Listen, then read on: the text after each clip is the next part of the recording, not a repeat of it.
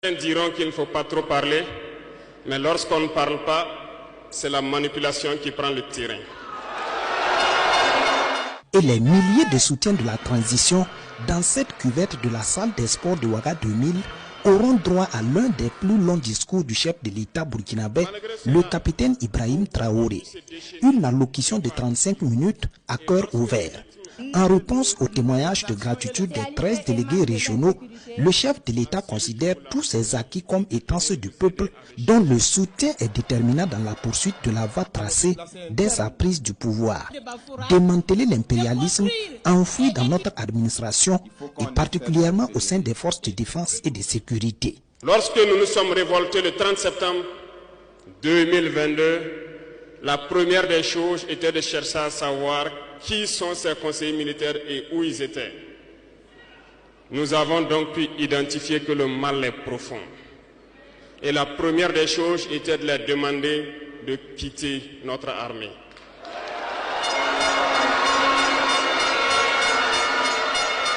Ils sont partis. Ça n'a pas été sans conséquence. Parce que lorsque nous avons déjà demandé aux conseillers de partir, nous avons senti des manifestations. On nous a fait comprendre qu'on ne pourra pas s'en sortir sans eux. Et à chaque fois qu'ils nous le disaient, ça s'est traduit par des attaques d'envergure sur le terrain. Un autre constat, ignorant au départ des conseillers militaires, le réveil de plusieurs cellules terroristes dormantes. C'est alors qu'avec courage et détermination, les autorités prient les forces étrangères de libérer également le sol burkinabé. La réorganisation rapide de l'armée intervient. Elle est soutenue une fois de plus par le peuple conscient du Burkina. Les attaques se sont enchaînées immédiatement. Déou, Tinakov, Partiaga, ainsi de suite.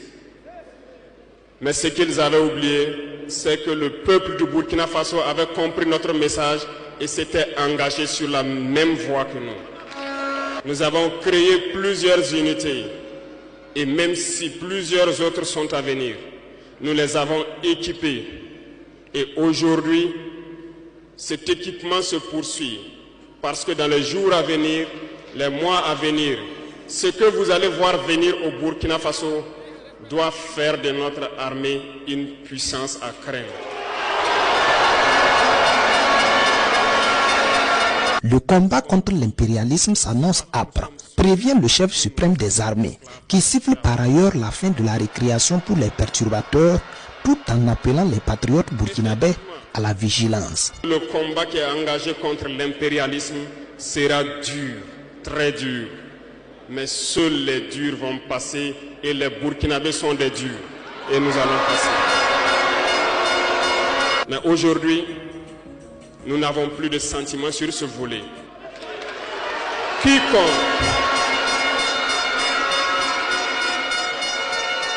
Quiconque va trahir sa patrie au profit de l'impérialisme, il sera traité comme tel.